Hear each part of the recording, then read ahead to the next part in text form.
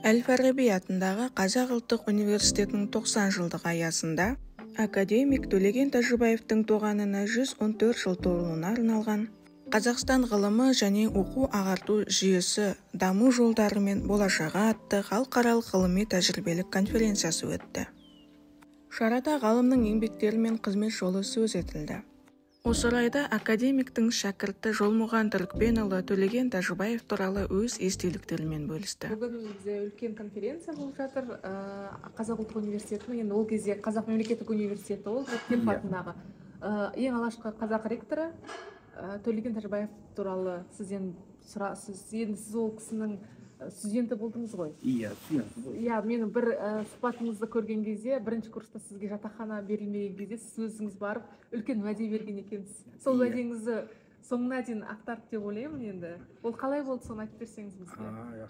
Ең алғашқы кездесуіңіз қалай болды? Мен өзі осы мектепті Алматыда бітірдім. Осы Алматыда мектеп интернат болды. Қазақ балаларына, ауылдан келген, жетім балаларға арналған Жамбыл атындағы. Содан кейін өзім осы таңдау бойынша ол кезде Казгу дейді. Қазақ государственный университет деп қысқа сөйтіп, әліңгі дейді, Казгу деп келіп атым.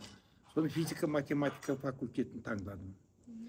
Қазір физика бір бөлек, математика бір бөлек қой, механик, 3 факультет болып кетті. Ол кезде бір. Сонда түсіп, сол физика бөлімінде оқыдым.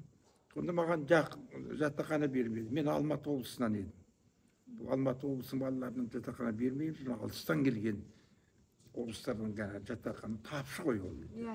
Сол мен енді далада қалдым ол кезде, жағдай жоқ, квартира жалдап алуға жағдай жоқ. Сөйтіп толғанып жүргенде балалар айтты. Сол жанына барып жатып жүргем жатақханада. Осы ректор бір жақсы кісі екен, студенттерді қабылдайды екен, көмектеседі, соған бар деп.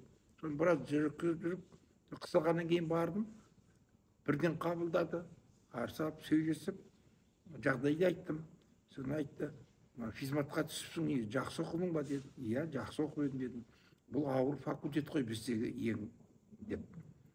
Сен жақсы оқып, жақсы тәрбиелі боласың ба деді. Егер де осындай сен уәде бер, егер жақсы оқитын болсаң, мен саған деп, ой аға берем, жақсы оқимын деп, қайта бір отырып, бір тұрып сөйтіп тұр. Кейін енді онда университет азғантай, кішкентай ғана онда. Оны жиі көріп тұрасың, шыққанда, неткенде, кәдімгідей емес, мұндағы сөйтіп оқитын, бұндай емес қой, шағын ғана, кішкентай ғана. Совет көшесі мен Достық көшесі бұрышында болған. Көріп тұрады, анда-санда кесіп амандасып, мен фамилиям Түрікпенұлы ғой. Ол кезде ондай фамилия жоқ. Студенттердің ішінде мен жалғыз ғана. Соған ғой деп ойлаймыз, ертіп Түрікпенұлы дейді. Жанына барам, ұялып. Қалай уәде бергенімді? Жақсы оқымышсың ба? Я, тәртібің қалай? Жақсы деп. Сол кейін 10 жылдан кейін мен сол кісіге қайтадан мектепте істеп, тәжірибе алып, қайтадан сол аспирант болдым. Ол кісі ол кезде бірақ үлкен қызметтерін тоқтатып, өз тілегімен мен енді ғылымменен айналысам. Өзі арманым осы ғылыммен, психологымын, педагогым дамыту деп сөйтіп. Бар арманым сол еді. Өзің ұстазыма берген уәдем бар еді деді. Ұстаз деп жүрсек, жүсіпбек айналып айтады екен. Ол кезде айтуға болмайды ғой. Ол кейін ғана білдік, сол кісі айтады деді. Мен сол ғылым жолына түсем деп едім. Сондықтан деп барлық қызметін тоқтатып, үлкен қызметте жүрді ғой. Үш ведомство министрі болды, мәдениет министрі болды, оқу министрі болды, сыртқы істер министрі болды, үкіметтің басқарды, көп үлкен қызметтер. Соның бәрін өзі мен енді болды осы ғылыммен айналысам деп. Соның кісінің алдына барып, бірден барып, ой, Түрікпенұлы, сен ағай, мен осындай аспирант түсейін деп келдім. Мен өстіп, соның сол кісінің әрі аспиранты болдым, әрі соғыстың ассистенті болдым. Міне осындай. Енді мысалға бізде қазір бастырылғаны. Енді бізде 21-ші ғасыр бізде психология дәуірі деп аталады негізі. Ал Төлеген Тәжібаевтың ең негізгі психологиясы қандай болды? Ол психология саласында нендей мәселелерді қолға алды, нендей мәселелерді көтерді? Ол кісі өзі басынан осы 7-ші класты бітіре салып, педтехникум дейді Шымкент. Соған оқуға түсірді. Басынан өзі жасөспірім кезінде. Сонда сол педтехникум директор Жүсіпбек Аймауытов екен. бұл кісі соған еліктеп осы педагогика көп көңіл бөледі. Ана кісі бұның дарынды бала екенін біліп өзіне жақын тартып, соны бітірген жас өспірім бітіре салып өзіне мұғалім етіп қалдырады. Бітірген мұғалім етіп қалдырады. Бірақ 29 жылдардан бастап Жүсіпбек қуғын-сүргінге түсе бастады ғой. алғашқы репрессия. 31 атылып кетті. Сонда бұл кісі өзі іштей бір наразылық қоғамға жасағандай болып, бір өкпес сияқты болып, әдесіз қоғам екен Қазақстанда деп өзі жасөспірім жігіт кезінде Мәскеуге кетіп қалады. Сонда барып, жаңағы академия курсатына дейміз, сол педагогика факультетін оқиды. Кейін оны бітіріп, Ленинградқа барып, қазір педуниверситет, Герцен атындағы, соның аспирант түседі психология. Осының зерттеу жұмысы басында экспериментальный психология, эксперимент психология жүргізген. Бірақ ол эксперимент шықпайды ол замандағы, құрал, жабдық, жетіспеушілік төмен, ол эксперимент жүрмей қалады. Содан кейін бұл кісі алады да тақырыбын өзгертіп, Константин Ильич Ушинский енді ол педагог ғой, атасы педагогиканың. Соны зерттейді. Бұрын уақытта оған дейін ылғи ол кісі педагог деп айтады. Еш уақытта психолог айтпайды. Сол жұмыстарын зерттеп, бұл кісі психолог екен. Бұл педагогика психология саласының негізін қалаған деп, осы үлкен еңбек жазып, диссертациясын қорғап, кейін бірнеше сондай монография кітаптарын шығарған. Сонда бұл кісінің негізгі өзінің алған тақырыбы педагогика психология болды. Балаларды оқыту, тәрбиелеу, ұстаздар мен балалардың арасында қарым-қатынас, оқытудағы балалардың өзара қарым-қатынасы, ұстаздардың өзінің қарым-қатынасы, осы бір педагог, осы тақырыппен жұмыс істеді бұл кісі. Соның әсіресе көп көңіл бөлген еңбекке баулау, соңғы мына кәсіп бағдар беру. Маған соның тақырыпты берді соғысы. Мен қорғағанда кандидатым солай болды. Мына мамандық таңдауда, балаларға жаңағы кәсіби бағдар берудің психология астарлары деген тақырыппен қорғадым мен соғысын. Оның кейін оғыстың бір үлкен қолға алғаны 19 ғасырдағы қазақтың кемеңгерлері Чоқан Уәлиханов, Ыбырай Алтынсарин, Абайдың педагогикалық көзқарастарын зерттеді. Сонда бұл кісі этнопсихология көңіл аударды. Кейін осыған ауысып кетті бұл кісі. Содан бұл кісі мен докторлығын жазған диссертациясын. Абайдың педагогикалық көзқарасы деген. Бірақ та ол заманда көзқарас Абайға басқаша болған. Теріс көзқарас болатын. Сондықтан оларды жаңағы байдың балалары, соның тұқымы бұлар жаңағы ескіні көксейді, қазақтың сол жаңағы заманға лайық емес деген көзқараста болған сол заманда. Сондықтан бұл кісі ол тақырыпқа қорғауға рұқсат бермеген. Сонымен ол тақырыпты қорғамай, бірақ та зерттеу жұмысын жүргізіп, қазақша да кітап шығартты бұл кісіге. Осыны жазғанын қазақ оқулықтарын біз кейін осы қайтыс болғаннан кейін Құбыл Бозаев екеуміз сол қазақша еңбектерін шығардық. Оқулығы болған үлкен жалпы психология. Абай туралы жазғанның өзінің монографиясы үлкен орыс тілінде шығарған. Философские, педагогические, психологические воззрения Абай Құнанбаева деп. Соны қазаққа шығартқан. Соны кейін ғана осы заман өзгергеннен кейін ғана қазақша аударып, қазақша. Мен жаңағы педагогикалық психологиясы Ушинскийдің педагогикалық кітабын мен соны қазақшаға аударып, құрастырып, мен осы кейін шығарттым. Кейінгі жылдары, бұдан 3-4 жыл бұрын шығартқызып сол кітабын. Осының еңбегінің көбі орысша жазылған. Екеуін рұқсат етпеген. Көрдіңіз ба, заман қандай болған?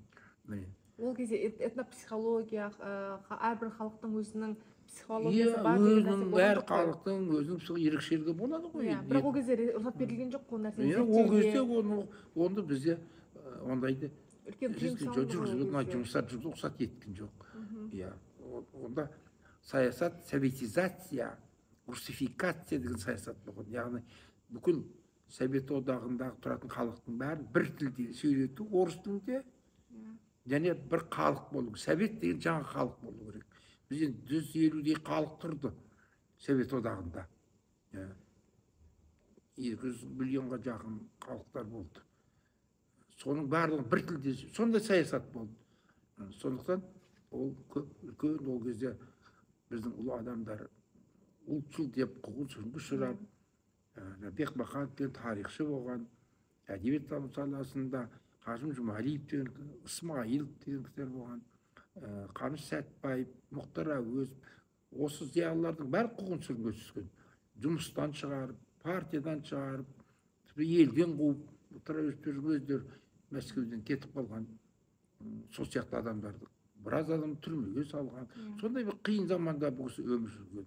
Бұл кісінің үстіне де үлкен жалалар жабылып, өте қатты қиыншылық көрген адам сол кезде. Төлеген Тәжібаевтың өзінде қатты қандай қысымға душар болды? Өйткені Абайды зерттеудің өзінде. Иә, кейін ана ректор болып жүргенде бұл кісіні орнынан алып, сөгіс беріп, партиядан шығарамыз деп, бұл кісі де қатты жазаланатын еді.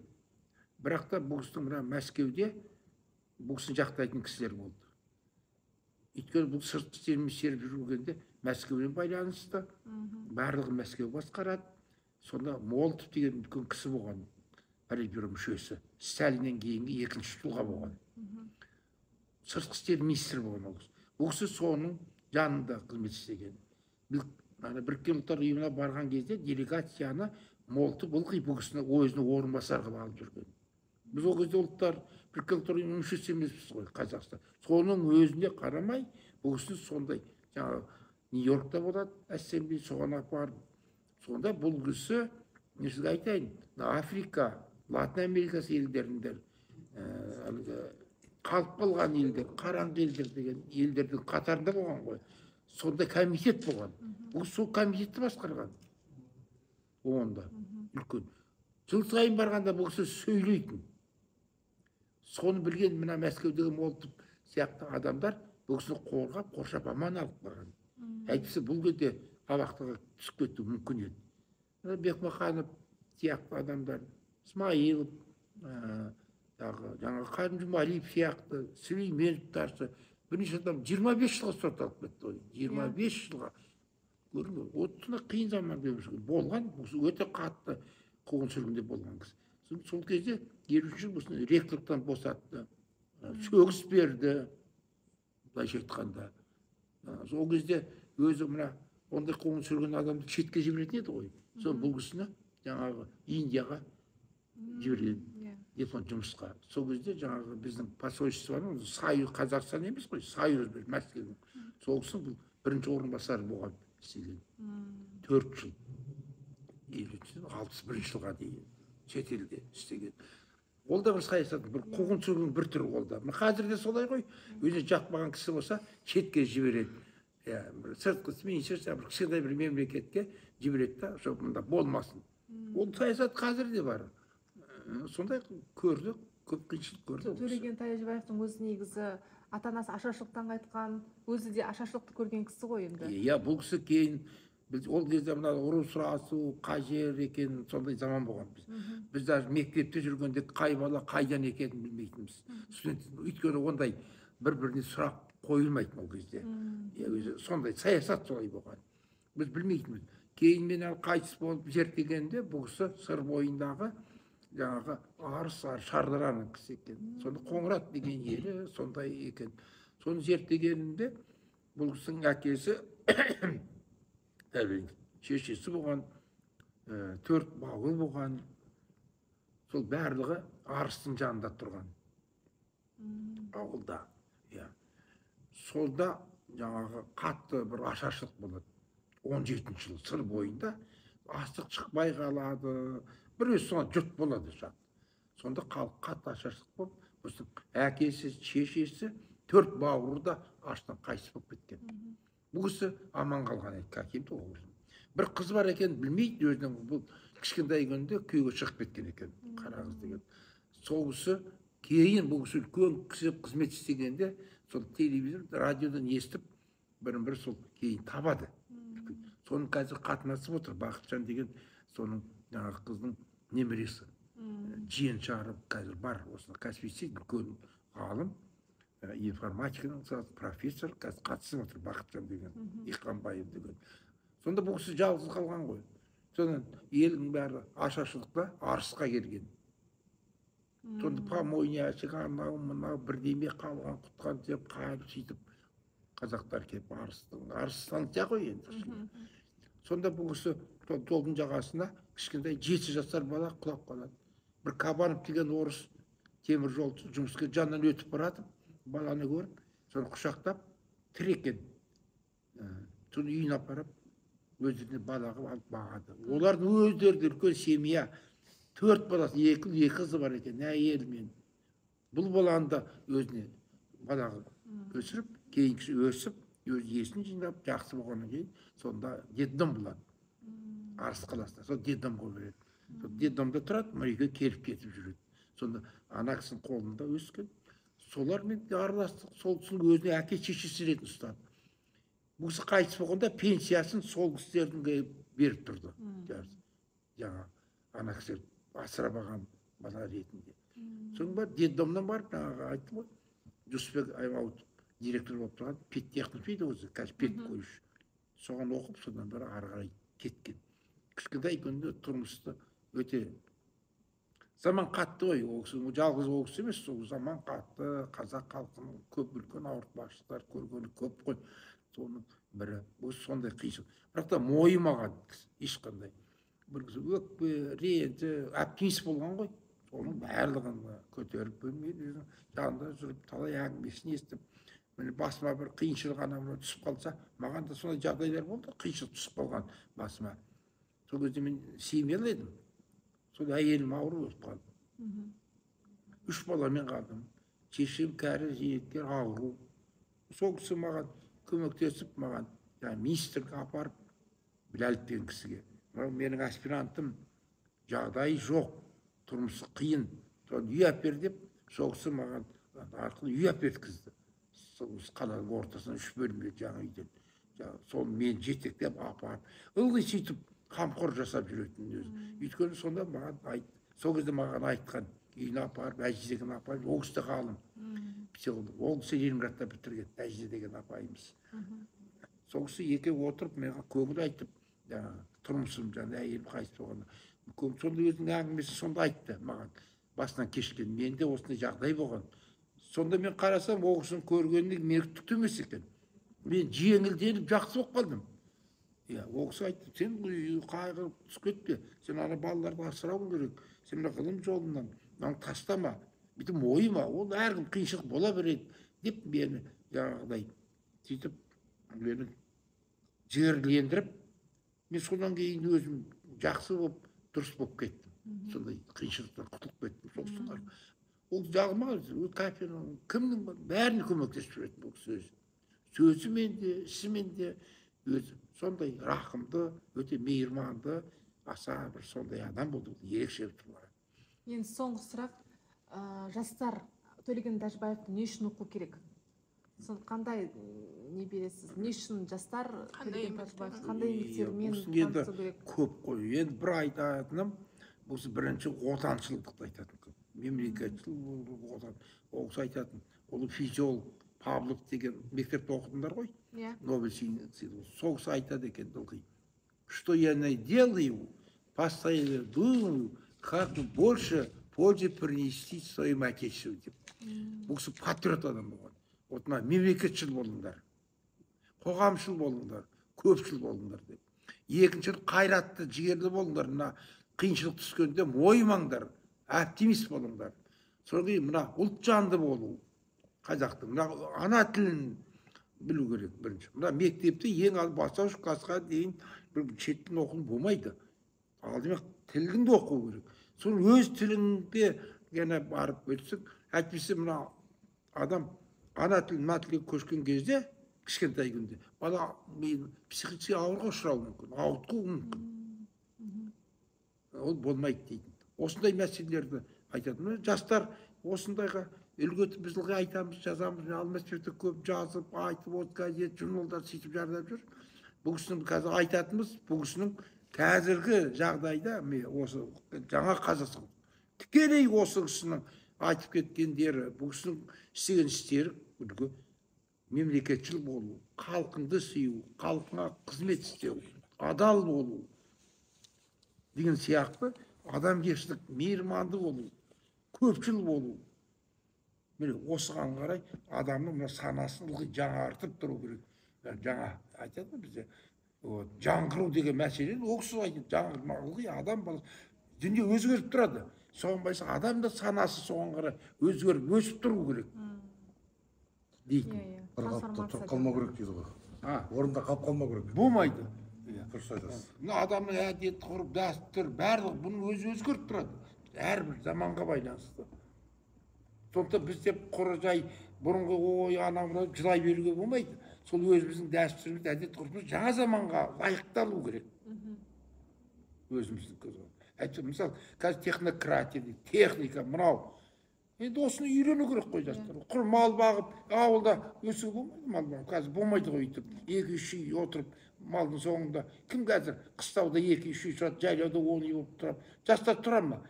Оны алтымен күттіріп қойсаң да тұрмайды қайтқастар. Өйткені орта керек. Общение дейді. Араласу керек, бірмен бірі сөйлесу керек, тұру керек, ойнап күлу керек өмірде. Құрым ет жеп, қымыз ішіп, далада жүрген деген ол қазіргі заманға лайық емес қой. Қазір любой технократ болу керек, техниканы меңгеру керек. Бәрі телефон, интернет, қазір солай ғой, цифризация дейді. Жүріп жатыр. Сөзіңізді бөлейін.